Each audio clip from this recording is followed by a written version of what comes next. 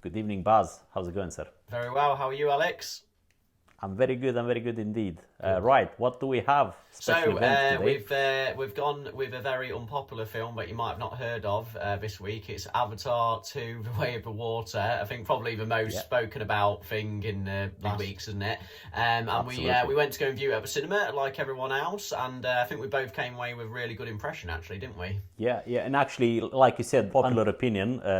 We actually saw it in 2D, so Yes, no we glasses, did. no nothing. Yes. We just went the old-fashioned way to the cinema and watched it. But for those that still haven't seen the trailer or the film, here's a quick snippet of what it looks like. Why do you come to us? I just want to keep my family safe. If you want to live here, you have to ride. Let's do it.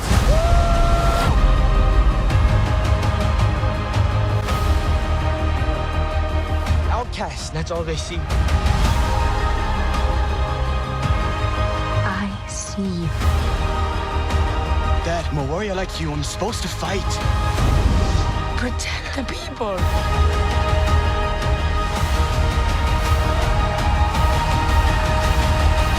Wow, look at it. It looks fantastic, doesn't it? You know, and it really is. Yeah. This film, it's gone up my expectation of what I was expecting from right from the get-go, just because of the way it looks.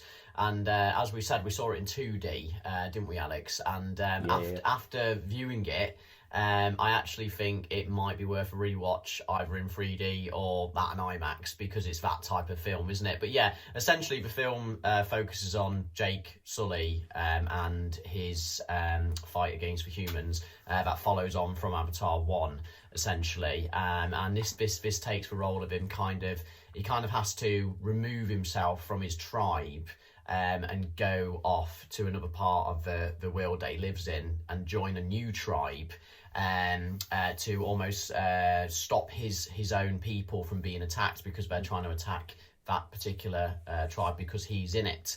And that's the premise of the story, really, isn't it? Pretty simple. It's just this time around, he's got his family with him. Yes, And that's also, that's what triggers everything. So it's interesting because the James Cameron is a legend in my view. He's such a pure, simple filmmaker, and always knows what works. So you look at his career and you'll know what I mean. But the first film was about love between two different species. This one is about family and how they protect each other. And that's the general premise. The thing is that he takes that family. The family itself is very diverse, but he takes that family and puts it in a world that is fantastic to look at. So it's amazing, this film again. I think it's better than the first one. And I always have my personal opinion of a good quality film is when every single frame catches you with something, impresses you with something with every single shot. And I'm not talking about visually. It's either, one scene can have a good actor, good acting. The other scene can have good design, so the ships or the world or some mechanism or some. The other next scene is the visuals, the sky, how it looks like. The next can be the soundtrack. And from one scene, from the rest of the film, including all of it, is like one after the other, you're continuously impressed by something. And this is the case with this film. Yeah. It's over 3 hours. And did you feel it was over 3 hours? No. I think when it finished, the film, we both looked at each other and was like, that was our 3 hour runtime, and it was like 3 hours and 12 minutes, but it could have easily been 2 hours and 15 minutes, and Absolutely. I think that's a sign. You're always, time flies by when you're having fun, as you say, don't you? So that's a good sign. But yeah, I think it had a really good flow to the film as well. It's like the way the story was told, and the personalization of the children in the Avatar world were really good, and they all had their own different personalities, which shone off each other quite well. And as you say, it's and they're different. So there's also all these under themes in the film. So besides relocation, because war basically follows them around. So wherever they are, the sky people, like to call them, they're going to try and hunt them down because of the first film, basically. So Jake and Neytiri, the main characters, have to pick up their family and go somewhere else, like in secret. Yes. And that's the migration theme forced by war, which is very present in our days too, coincidentally. So they have to go there. But when they get to the new place, they are different themselves, and their kids are different because they have 5 fingers instead of 4, like the Na'vi or the species, the local species have. And that's another powerful theme. And we haven't even started talking about the visuals. So, I mean... Yeah, and like I say, it was almost an injustice seeing it without IMAX, in 2D, and because it looks beautiful then, which is the thing. But I actually think it was one probably made for IMAX, really, and that, it was was filmed. Go on. Yeah, it was filmed on IMAX cameras. Yeah. Right from the production, because sometimes films are filmed on 3D camera and then they're adapted for IMAX screens and they don't look as good. Yeah. But on top of this, he had to wait for technology again to evolve to be able to film underwater with IMAX cameras and the motion capture costumes and equipment that the actors need to put on and act underwater. Because all the scenes under the water are filmed in big, massive containers under the water. They're not added the water or anything like that. It's just the plants fascinating. And Absolutely fascinating. Yeah. So he always pretty much is ahead of his game in his head and what he wants to achieve. James Cameron, but is impressive. I saw it in IMAX too. I went to an IMAX screen. I saw it in IMAX too, and is indeed impressive on what it is. Yeah. And I felt sometimes that there were frames dropped in the cinema on IMAX. Okay. Because the actual processor of the projector couldn't put up that much information on a frame.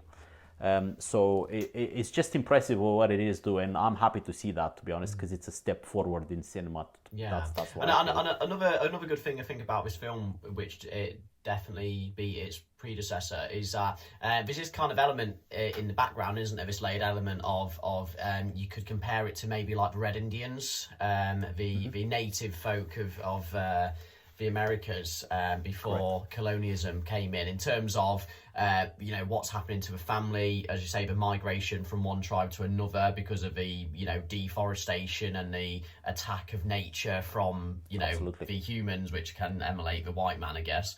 Coming in, and I think the last film got that. Obviously was trying to emulate that, but in a cringy sort of way. I thought that was a bit too in your face and spelled out in the last one. I think this one is a little bit more subtler, and you can take that from the film if you want to, or you can just see it as its standalone story, which I think is the way it should be. But for me, Avatar 1, it was kind of almost obvious that that's what they were trying to do.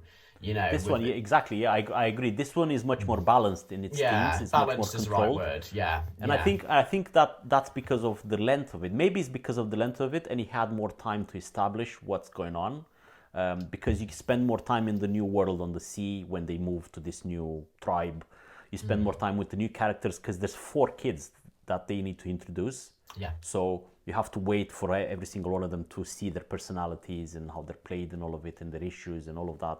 Yeah. And it's just, and then there's the attack and the war and the battle and the all of that. Yeah, the battles alone, I mean, we haven't even mentioned that yet, but the battles alone, the battle scenes, it's fantastic. As an action film, it's great, but they do take the time. James Cameron takes his time in this film to make the characters have personality, doesn't he? Especially when it's like the introduction into the new tribe and the scenes where they're trying to integrate and they make friendships with the other tribe members. There's no rush, is there? There's no rush, and that's what you get with a decent 3-hour film. It's like nothing's been rushed. They can spend the money on the scenes. There's no problem. Absolutely.